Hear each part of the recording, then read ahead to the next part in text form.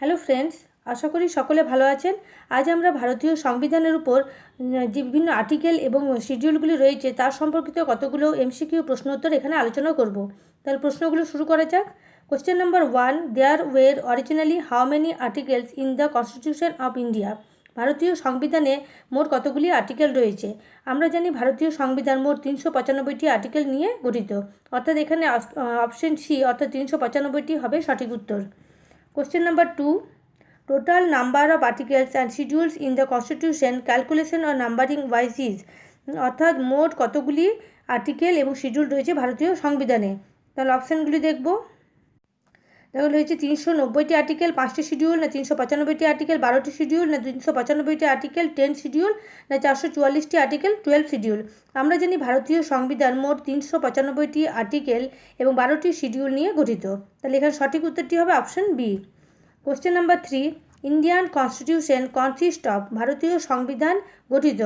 দেখো 300টি আর্টিকেল, 350টি আর্টিকেল, মোর দেন 400 আর্টিকেল আর 500 আর্টিকেল। আমরা জানি যে ভারতীয় সংবিধান মোট 395টি আর্টিকেল নিয়ে গঠিত, কিন্তু তারও অনেকগুলো সাব আর্টিকেল রয়েছে, অর্থাৎ এক একটি আর্টিকেলের আবার ভাগ রয়েছে। তাহলে এখানে আমরা বলতে পারি যে মোর দেন 400টি আর্টিকেল ইন্ডিয়ান কনস্টিটিউশনে রয়েছে। Question number 4, how many parts articles and schedules was there in the original Indian constitution? ভারতীয় যে মূল সংবিধান ছিল সেখানে কতগুলি আর্টিকেল এবং শিডিউল রয়েছে? এখানে সঠিক উত্তরটি হচ্ছে, দেখো 22টি পার্ট, 395টি আর্টিকেল অ্যান্ড 8 শিডিউল ছিল, অর্থাৎ অপশন এ। কারণ প্রথমে 8 শিডিউল ছিল, পরে সেখানে নবম দশমটি নিয়ে আসা হয়। কিসের জন্য? নবম দশমটি আনা হয়েছিল, তারপর আর্টিকেল 11 এবং 12 আনা হয়েছে পরবর্তীকালে, যে শিডিউলটা আনা হয়েছে। তো 9th, 10th, 11, 12 এগুলো সংবিধানের সংশোধনের মাধ্যমে আনা হয়েছিল। তাহলে মূল সংবিধানে মোট 22টি অংশ, 395টি আর্টিকেল এবং 8টি শিডিউল ছিল। Question number 5, the Indian constitution comprises of, ভারতীয় সংবিধান গঠিত বা কার সমন্বয়ে গঠিত? তাহলে আবার সে প্রশ্নটি পেয়েছি, 395টি আর্টিকেল, 22টি পার্ট অ্যান্ড 12 শিডিউল। দেখো এই প্রশ্নগুলো বারবার বিভিন্ন পিএসসির পরীক্ষায় এসছে, তাহলে প্রত্যেকটি প্রশ্নই বিভিন্ন ভ্যারি ইম্পর্টেন্ট, এবং এগুলো বিভিন্ন পরীক্ষা বিভিন্নভাবে দিয়েছে, কিন্তু অনেক সময় প্রশ্নটা ঘুরিয়ে দেয়, তখন আমাদের উত্তর করতেও অসুবিধা হয়। ঠিক আছে, তাহলে পরের প্রশ্নটি দেখব।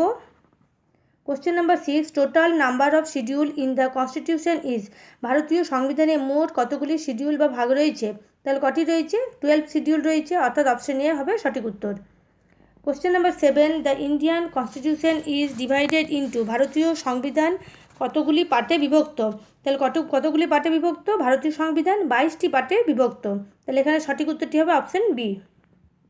Question number 8, which part of constitution contains provisions relating to citizenship? কোন ভারতীয় সংবিধানের কোন পার্টটিতে সিটিজেনশিপ বা নাগরিকত্ব রয়েছে? দেখো প্রথম পার্টটিতে কি রয়েছে? ভারতবর্ষ যে বিভিন্ন স্টেটের সমন্বয়ে গঠিত, সেটি রয়েছে পার্ট 1-এ, এবং পার্ট 2-তে কী রয়েছে? পার্ট 2-তে রয়েছে সিটিজেনশিপ অর্থাৎ নাগরিকত্ব। তাহলে এখানে সঠিক উত্তরটি হয়ে যাচ্ছে option C, part 2। Question number 9, which one of the following is not matched correctly? Which one of the following is not matched correctly? কোনটি ঠিকঠাক মেল করেনি? সিটিজেনশিপ পার্ট 2 অফ কনস্টিটিউশন, এটা একদমই ঠিক, আমরা একটু আগে পড়েছি।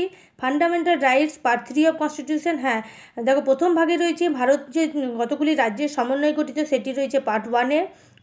পার্ট 2-তে রয়েছে সিটিজেনশিপ, পার্ট 3-তে রয়েছে ফান্ডামেন্টাল রাইটস, এবং পার্ট 4-এ রয়েছে নাগরিকত্ব বা ডিপিএসপি বা directive principle of state policy, এবং পার্ট 4-এতে রয়েছে ফান্ডামেন্টাল ডিউটিস। আর স্টেট পার্ট রয়েছে পার্ট 6-এ, এটা ঠিক, কিন্তু এখানে কোনটা ঠিক নয়? যেটা লেখা আছে অপশন সিতে ফান্ডামেন্টাল ডিউটিস পার্ট 6-এ অফ কনস্টিটিউশন, এটা কিন্তু আসলে পার্ট 4-এ হতো। তাহলে এখানে সঠিক উত্তরটি হচ্ছে option C. Question number 10, which part of our constitution envisages a 3-tier system of panchayat? কোন পার্টে বলা রয়েছে যে ভারতীয় পঞ্চায়েত ব্যবস্থা 3টি ভাগে বিভক্ত? অর্থাৎ যে ভারতীয় পঞ্চায়েত ব্যবস্থাটি আনা হয়েছিল সেটি কত নম্বর সংশোধন, কত নম্বর পার্টে? সেটি 73 নম্বর ভারতীয় সংবিধান সংশোধনের মাধ্যমে, এবং পার্ট 9-এ অংশগ্রহণ করা হয়, মানে পার্ট 9 শিডিউলে এটা অন্তর্ভুক্ত হয়। অর্থাৎ একটু আগে যেটা আমরা বলেছিলাম যে 9, 10, 11, 12 এই 4টে শিডিউলকে পরবর্তীকালে আনা হয়েছিল, সেগুলির মধ্যে পার্ট 9-এ কী ছিল? গ্রাম পঞ্চায়েত।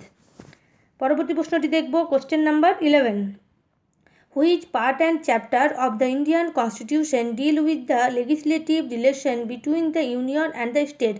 ভারতীয় সংবিধানের কোন ভাগটিতে রাজ্য এবং কেন্দ্রের যে রিলেশন রয়েছে সেটা সম্পর্কিত? তাহলে এখানে কত নাম্বার পার্ট? এটা হচ্ছে পার্ট 11 অ্যান্ড চ্যাপ্টার 1। পার্ট 11-এর চ্যাপ্টার 1টি রয়েছে কি ইউনিয়ন অ্যান্ড স্টেটের যে রিলেশনশিপ তার সম্পর্কিত। তাহলে এখানে 11 নাম্বার যে পার্টটা এসেছিল সেটাও আমরা জেনে গেলাম। আর পার্ট 9টা হচ্ছে গ্রাম পঞ্চায়েত, পার্ট 10টা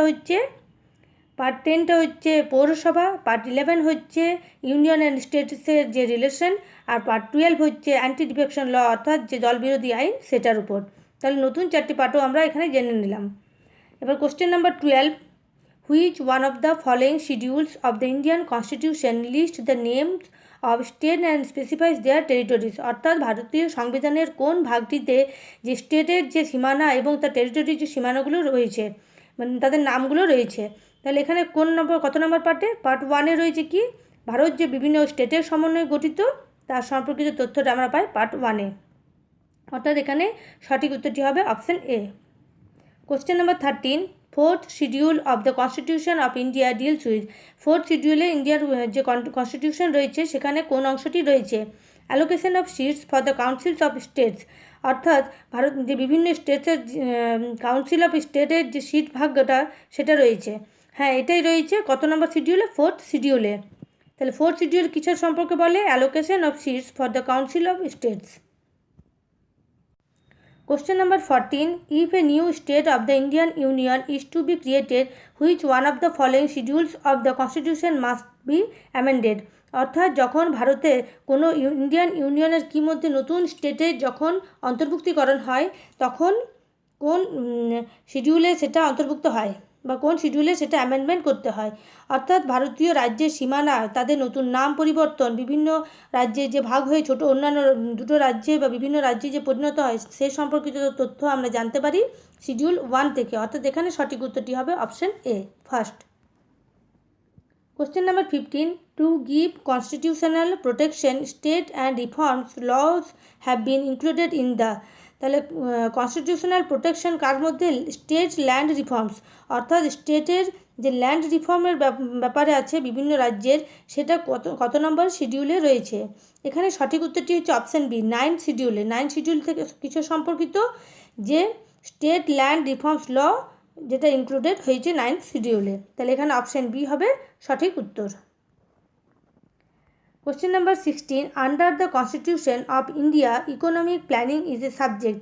ভারতীয় সংবিধানে ইকোনমিক প্ল্যানিংটা কি বা কোন লিস্টে রয়েছে? তাহলে এখানে দেখো ইন দ্য কনকারেন্ট লিস্ট, অর্থাৎ এটা যৌথ তালিকাতে রয়েছে ইকোনমিক প্ল্যানিংটা। Question number 17, which of the following is the subject of concurrent list? যৌথ তালিকার কোনটি অংশ? Police, criminal matter, radio and television না ফরেন অ্যাফেয়ার্স? দেখো এখানে police, radio and television, foreign affairs এগুলি কিন্তু নয়। এখানে ক্রিমিনাল ম্যাটার্সটা হচ্ছে কি কনকারেন্ট লিস্টে রয়েছে। সেখানে কেন্দ্র এবং রাজ্য উভয় স্তরে এটির বিচার ব্যবস্থা করা হয়, অর্থাৎ ক্রিমিনাল ম্যাটারে দুটো যৌথভাবে সলভ করে। Question number 18, which of the following entry is subject of concurrent list? কোনটি কনকারেন্ট লিস্টের একটা অংশ? Population control and family planning, public health and sanitation, per person tax না ট্রেজার ট্রাভেল? তাহলে এখানে সঠিক উত্তরটি হচ্ছে দেখো population control and family planning, যেটি কেন্দ্র এবং রাজ্য উভয় স্তরে হয়, অর্থাৎ এটি কনকারেন্ট লিস্টে রয়েছে। Question number 19, which of the following subject lies in the concurrent list? এগুলির মধ্যে কোনটি যৌথ তালিকায় রয়েছে? এগ্রিকালচার, এডুকেশন, পুলিশ না ডিফেন্স? তাহলে এখানে হচ্ছে এডুকেশন সিস্টেমটা অর্থাৎ শিক্ষা ব্যবস্থাটি রয়েছে কনকারেন্ট লিস্টে। Question number 20, education which was initially a state subject was transferred to the concurrent list by the? তাহলে এডুকেশন যেটা কনকারেন্ট লিস্টে রয়েছে সেটা কত নম্বর অ্যামেন্ডমেন্টের মাধ্যমে আনা হয়েছিল? এখানে 42nd অ্যামেন্ডমেন্ট অর্থাৎ 42তম সংশোধনের মাধ্যমে এডুকেশন বা শিক্ষা ব্যবস্থাকে কনকারেন্ট লিস্টের অন্তর্ভুক্ত করা হয়। Question number 21, which one of the given subjects is not correctly matched with their list? কোনটা লিস্টে ঠিকঠাক ম্যাচ করেনি? তাহলে ফরেস্ট কনকারেন্ট লিস্ট, বি রয়েছে কি stock exchange, concurrent list, post office, savings bank, union আর পাবলিক হেলথ স্টেট। হ্যাঁ, এখানে যেটা ছিল ফরেস্ট, এখানে যেটা স্টক এক্সচেঞ্জ রয়েছে সেটা কিন্তু কনকারেন্ট লিস্টে নয়। স্টক এক্সচেঞ্জটা রয়েছে কোন লিস্টে? সেটা হচ্ছে সেন্ট্রাল বা ইউনিয়ন লিস্টে। তাহলে এখানে অপশন বিটা হচ্ছে ভুল। Question number 22, which one of the following schedule of the constitution of India contents provision regarding anti defection act?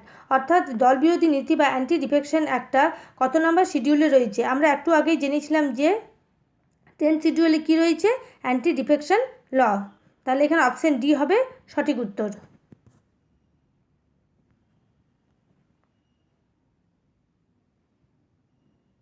Sorry, একটা মিস্টেক হয়েছে, যেটা 11 শিডিউলটা হচ্ছে, এটা আমি 9th পড়েছিলাম, সেটা হচ্ছে 11th শিডিউলটা হচ্ছে পঞ্চায়েত রাজ, আর 12 শিডিউলটা হচ্ছে পৌরসভা। 9 শিডিউলটা হচ্ছে স্টেট আর সেন্ট্রালের যে রিলেশন, আর 10 শিডিউলটা আনা হয়েছিল কিসের জন্য? Anti defection law. Sorry, very very great mistake. 23, constitution 10 schedule relates to. 10 শিডিউলটা কী সম্পর্কিত? তাহলে আবার পেলাম এখানে, দেখো এটা অ্যান্টি ডিফেকশন ল। আমার 9th পড়তে 11th হয়েছিল, সেই জন্য very sorry. Question number 24, which one of the following is not included in the union list in the 7th schedule of the Indian constitution? 7th শিডিউলে ভারতীয় সংবিধানের যে 7th শিডিউল রয়েছে সেখানে কি সম্পর্কিত বা কী বিষয়ের উপর রয়েছে? তো ইউনিয়ন লিস্টের অংশ, 7th শিডিউলে যে ইউনিয়ন লিস্ট রয়েছে সেটা কার কথা বলে? সেখানের অন্তর্ভুক্ত এগুলোর মধ্যে কোনটি? ব্যাঙ্কিং, সেন্সাস, ইন্স্যুরেন্স না গ্যাস? গ্যাস যেটা রয়েছে সেটা ইউনিয়ন লিস্ট হ্যান্ডেলিং করে, কারণ আজ ইউনিয়ন লিস্ট হ্যান্ডেলিং করে না, এখানে নট রয়েছে, not included in the union list. অর্থাৎ দেখো, ব্যাঙ্কিং সেক্টর সেন্ট্রাল গভর্নমেন্ট বা আরবিআই যেটা কী করে, দেখাশোনা করে, সেন্সাসও ইউনিয়ন করে, কেন্দ্রের মারফতে হয়, ইন্স্যুরেন্সও কেন্দ্র সরকার দেখে। তাহলে গ্যাস যেটা আছে সেটা কিন্তু নয়। তাহলে এখানে সঠিক উত্তরটি হচ্ছে option D. Question number 25, which one of the following is not included in the union list of the constitution of India? তাহলে ভারতীয় সংবিধানের কোন এই যে বিষয়গুলি রয়েছে সেগুলির মধ্যে কোনটি ইউনিয়ন লিস্টের অন্তর্ভুক্ত নয়? নট রয়েছে, তাই নয়। তাহলে এখানে সঠিক উত্তরটি হচ্ছে, দেখো এগ্রিকালচার। এগ্রিকালচার কার অন্তর্ভুক্ত? এগ্রিকালচার বাদ দিয়ে যে বাকি তিনটে রয়েছে, ডিফেন্স, ফরেন অ্যাফেয়ার্স আর রেলওয়েজ, সেটা দেখে, সেটা ইউনিয়ন লিস্ট দেখে, আর এগ্রিকালচারটাই স্টেট লিস্ট দেখে। Question number 26, which one of the following is included in the state list under 7th schedule of Indian constitution? ভারতীয় সংবিধানের কোন যে 7th শিডিউলে যে রয়েছে লিস্ট, স্টেট লিস্ট, এগুলির মধ্যে কোনটি স্টেট লিস্টের অন্তর্ভুক্ত? তাহলে এখানে রেলওয়ে পুলিশ। রেলওয়ে পুলিশ ব্যবস্থাটা দেখো, এডুকেশন হচ্ছে যৌথ তালিকা, ইলেকট্রিসিটি, ফরেস্ট সেন্ট্রাল গভর্নমেন্ট দেখে, কিন্তু রেলওয়ে পুলিশটা সেই স্টেটের স্টেট লিস্টের আন্ডারে পড়ে। তাহলে এখানে সঠিক উত্তরটি হচ্ছে railway police.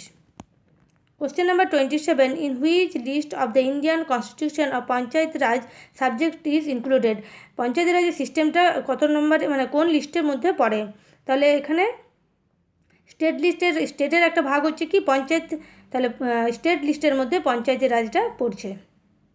Question number 28, which one of the following subject is in list 3 concurrent list of the 7th schedule of the constitution of India?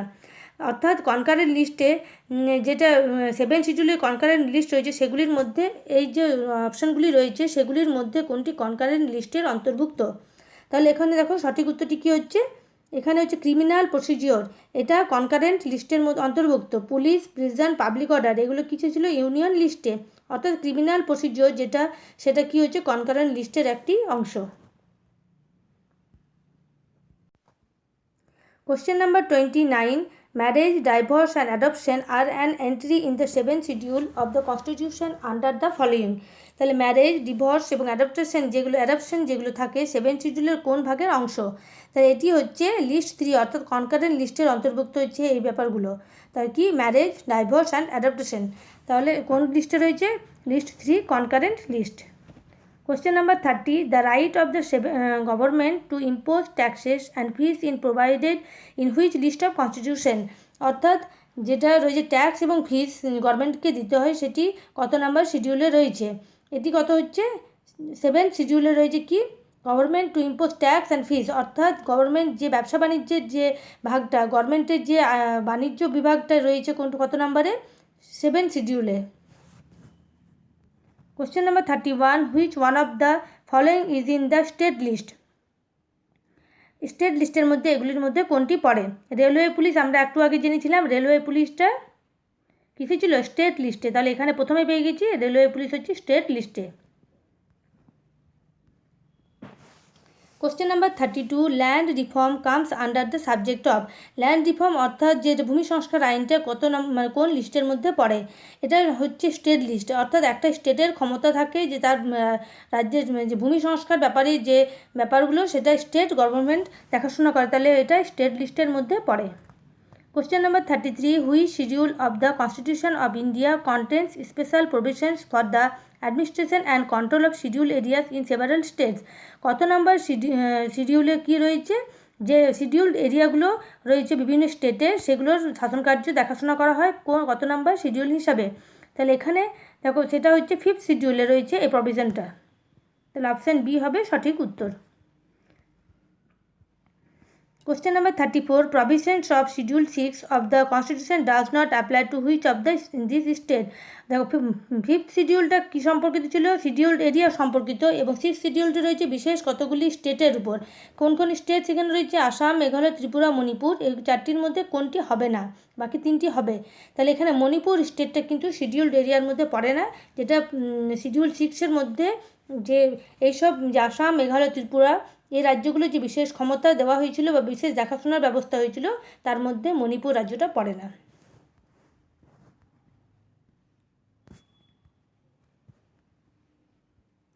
Question number 35, the 6th schedule of the Constitution of India deals with the administration of tribal areas of which of the following states?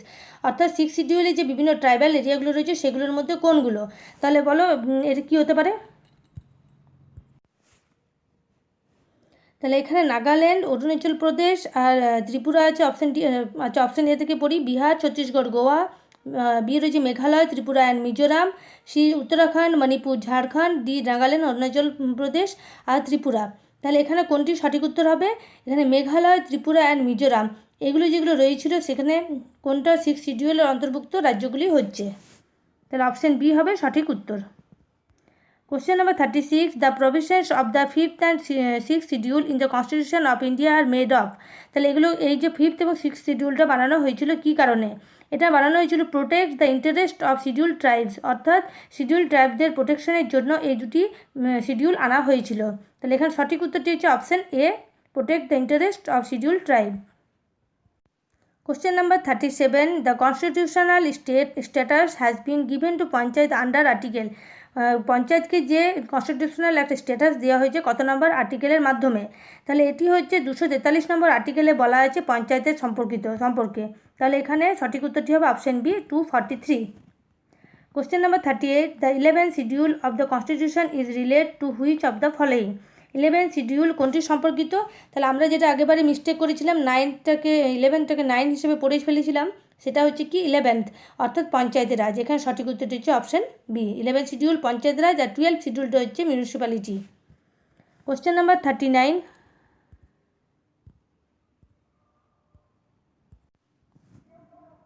এবার আসছে question number 39, the provision that no bill imposing tax can be introduced in the legislature except on the recommendation of the president is cover in the constitution of India under?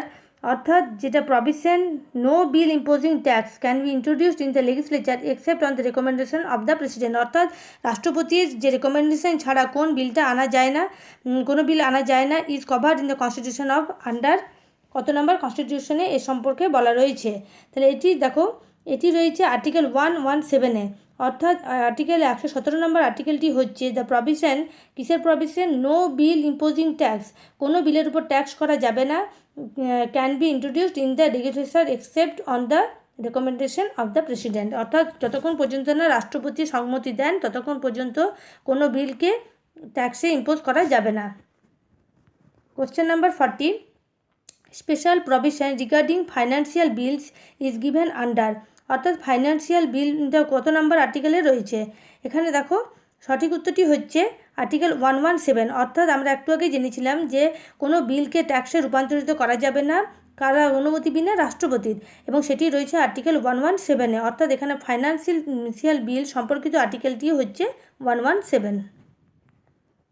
Question number 41. Which one of the following articles of the Indian Constitution provides for all Indian service? অর্থাৎ কত নম্বর আর্টিকেলে all Indian সার্ভিসের কথা বলা রয়েছে? তাহলে এটি কি? এটি হচ্ছে আর্টিকেল 312, অর্থাৎ 312 নম্বর আর্টিকেলটি হচ্ছে অল ইন্ডিয়ান সার্ভিসের ব্যাপারে। Question number 42.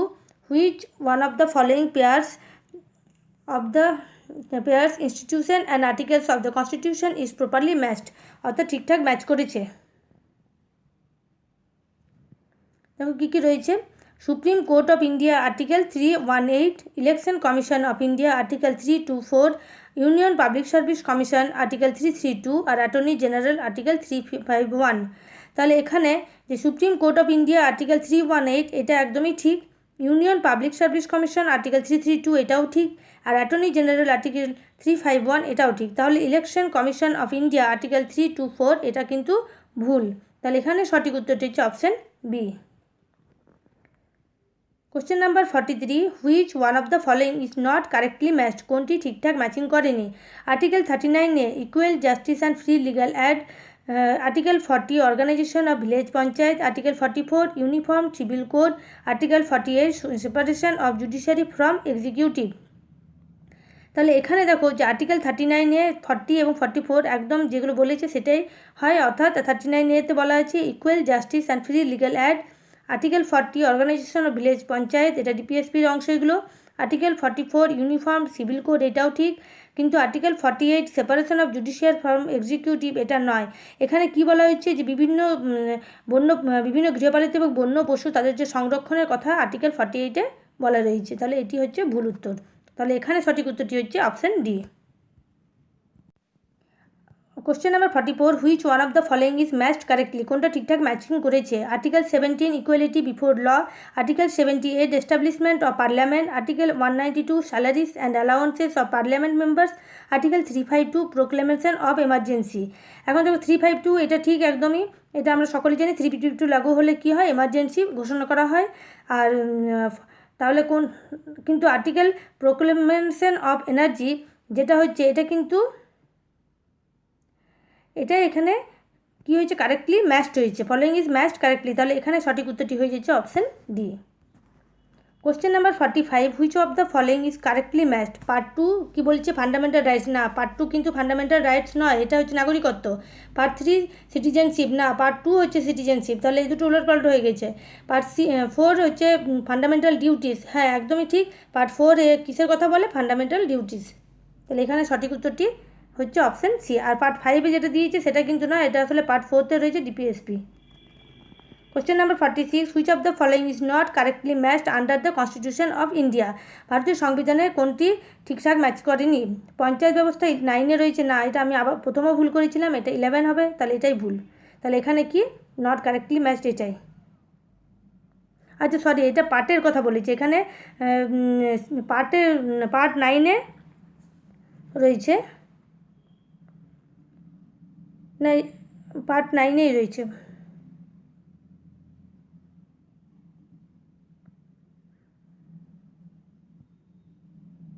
এখানে শিডিউল নয়, এটা কি, এটা যে 12th পার্টের যে 11 নাম্বার পার্টের 11 শিডিউলে রয়েছে পঞ্চায়েত ব্যবস্থা, কিন্তু এখানে যে পার্ট 22টা অংশ রয়েছে, ভালো করে বোঝো যে 22টি পার্ট রয়েছে আর 12টি শিডিউল রয়েছে, সেই 12টি শিডিউলের 11 শিডিউলে রয়েছে পঞ্চায়েত ব্যবস্থা আর 12 শিডিউলে রয়েছে municipality.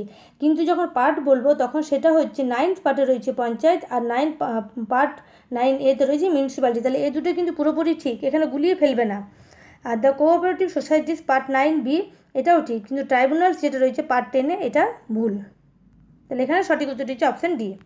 Question number 47. Consider the following statements, the constitution of India has 20 parts. না, এটা 20 পার্টস নয়, কটা পার্ট আছে? 22 parts. There are 390 article in the constitution of India. না, 395 আছে। 9, 10, 11 and 12 schedule were added to the constitution of India, constitution amendment. অর্থাৎ এখানে দেখো আমরা প্রথম দুটো অপশন কিন্তু ভুল, অপশন 3টা ঠিক। আমরা জেনেছি নবম, দশম, একাদশ এবং দ্বাদশ এই 4টে শিডিউল অ্যামেন্ডমেন্টের মাধ্যমে নিয়ে আসা হয়েছিল। তাহলে দেখবো যেটাতে অপশন 3টা ঠিক, সেটাই হবে এখানে উত্তর। তাহলে এখানে অপশন সি রয়েছে অনলি 3, তাহলে এটাই হচ্ছে সঠিক উত্তর। Question number 48, which of the following are enshrined in the third schedule of the Indian constitution. অর্থাৎ তৃতীয় ভাগটিতে কোনটি নেওয়া আসা হয়েছিল? Form of oath of office for a minister for the union. তারপর রয়েছে form of oath to be made by the chief justice of Supreme Court, form of oath of office for the president of India, form of oath to be made by a member of parliament. এখন অপশানগুলি দেখব কি রয়েছে। দেখো এখানে যে 1, 2, 3, 2, 3, 4, 1, 2, 4 এবং 1, 2, 3, 4 এগুলির মধ্যে যে 1, 2, 4টা ঠিক। আচ্ছা দেখে নেব 3তে কী রয়েছিল। এখানে 3তে ছিল form of oath of office for the president of India.